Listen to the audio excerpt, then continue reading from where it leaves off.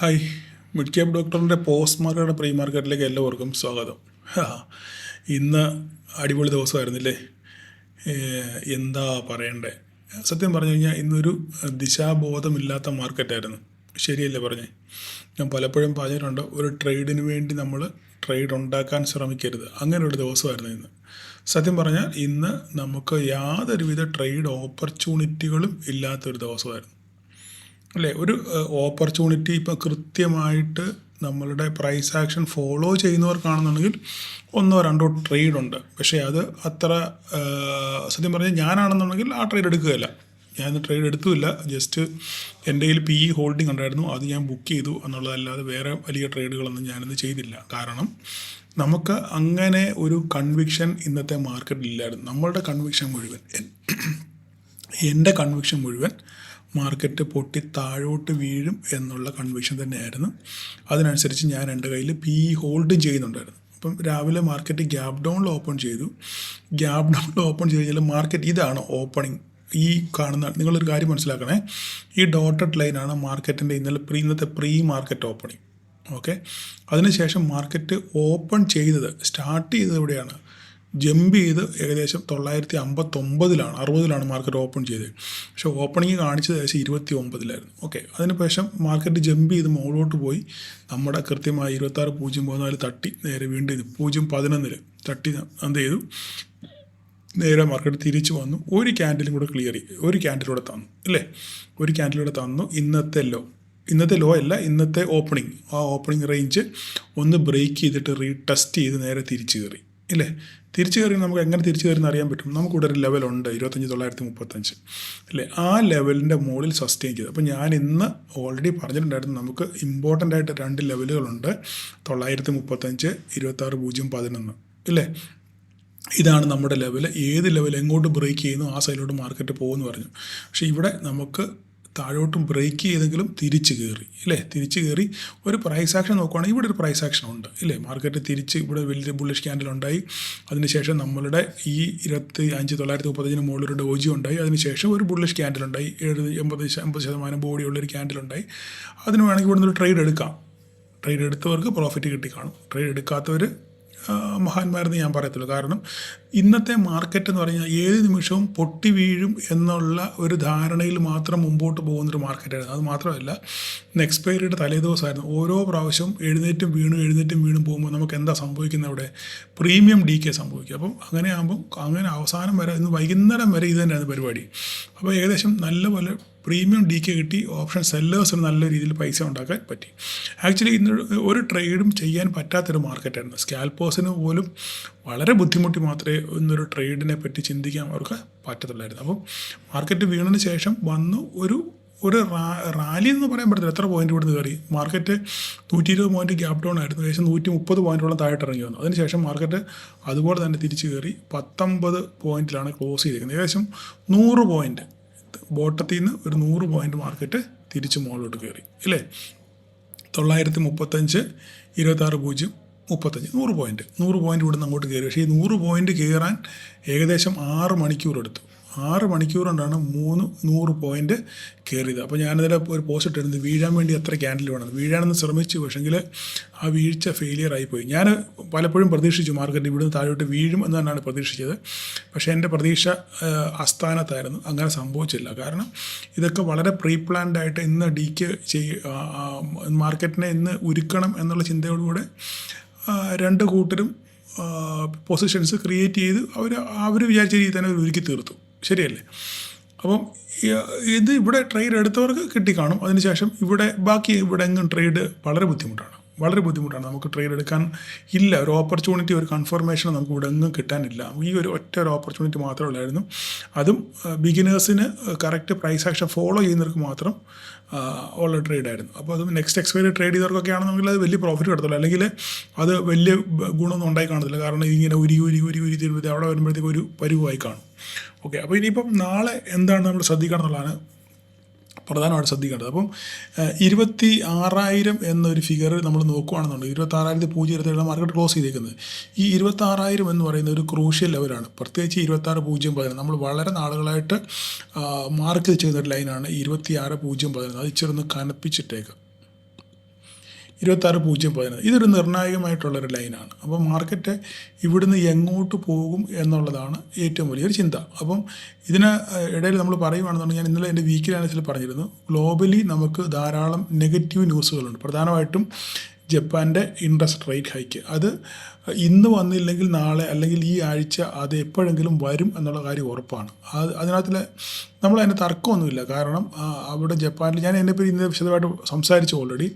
അത് ഇന്നല്ലെങ്കിൽ നാളെ അല്ലെങ്കിൽ അടുത്ത ദിവസങ്ങളിൽ ഈ ആഴ്ച ഏതെങ്കിലും ഒരു ദിവസം നല്ല രീതിയിലൊരു സെൽ ഓഫ് നമ്മുടെ മാർക്കറ്റിൽ വരാനുള്ള സാധ്യതകൾ ഉണ്ട്. അതാണ് നമ്മുടെ ഫ്യൂച്ചർ ഓപ്പൺ ഇൻട്രസ്റ്റുകളും സൂചിപ്പിക്കുന്നത് അതാണ്. അപ്പോൾ നമ്മളിപ്പോൾ അടുത്ത ഒരു മാസത്തെ ഓപ്പൺ ഇൻട്രസ്റ്റിനെ പറ്റി പഠിക്കുകയാണെന്നുണ്ടെങ്കിൽ നമുക്ക് കൃത്യമായിട്ട് പൊസിഷൻസ് ആൾക്കാർ കോൾ റൈറ്റ് ചെയ്ത് വെച്ചേക്കുന്നത് നമുക്ക് കാണാൻ പറ്റും. അപ്പം എപ്പോഴുണ്ടാകുമെന്ന് നമുക്ക് പറയാൻ പറ്റത്തില്ല. മാർക്കറ്റാണ് എപ്പോൾ സംഭവിക്കുന്ന കാര്യം നമുക്ക് കബഡി നിർത്തി പറയാൻ പറ്റത്തില്ല. അപ്പോൾ തന്നെ മറു സൈഡ് നമ്മൾ ചിന്തിക്കുമ്പോൾ നമ്മളുടെ ട്രേഡ് ഡീലാണ്. ട്രേഡ് ഡീൽ എപ്പോൾ വരും എന്നുള്ള കാര്യം അത് നമുക്ക് പറയാൻ പറ്റത്തില്ല. അതിനെപ്പറ്റി ഞാൻ ഇന്നലെ വിശദമായിട്ട് നമ്മുടെ ഈ വീഡിയോയിൽ നമ്മൾ പറഞ്ഞിട്ടുണ്ടായിരുന്നു. ഇപ്പോൾ രണ്ട് കാര്യങ്ങൾ നമ്മുടെ മുന്നിലുണ്ട്, ഓപ്പോസിറ്റാണ് നിൽക്കുന്നത്. അപ്പോൾ ഇതിൽ ഏതാണ് ആദ്യം വരുന്നുള്ളതാണ് നമുക്ക് കൺഫ്യൂഷൻ. അപ്പം ഈ ഒരു മാർക്കറ്റിനകത്ത് നമ്മൾ പെട്ടുപോകരുത്. പലപ്പോഴും നമ്മളെ ട്രാപ്പ് പെടുത്തി നമ്മുടെ കാശ് അടിച്ചുകൊണ്ട് പോകാൻ അവർ നോക്കും. അപ്പോൾ നമ്മളിവിടെ ചെയ്യേണ്ട കാര്യം എന്താണ്?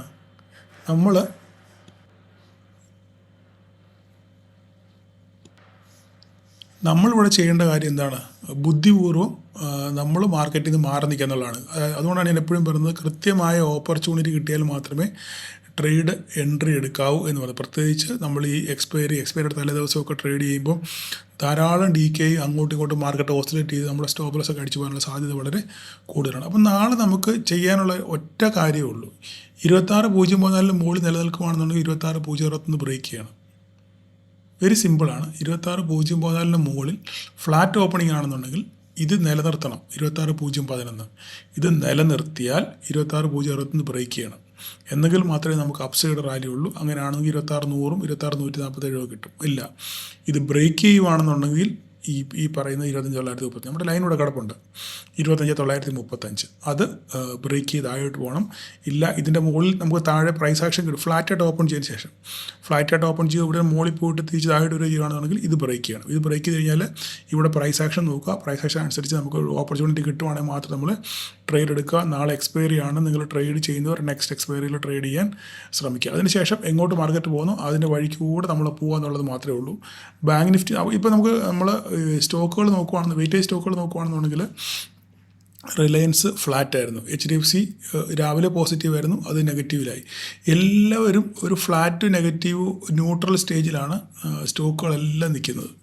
അപ്പം ഏത് നിമിഷവും ഒരു സെൽ ഓഫ് ഉണ്ടാകുമെന്ന് ഞാൻ പ്രതീക്ഷിക്കുന്നുണ്ട്. പക്ഷേ അത് എത്രത്തോളം എന്താണ് പറയുന്നത്, നമ്മുടെ മാർക്കറ്റിൽ എപ്പോൾ വരും എന്നുള്ളതാണ് ചോദ്യം.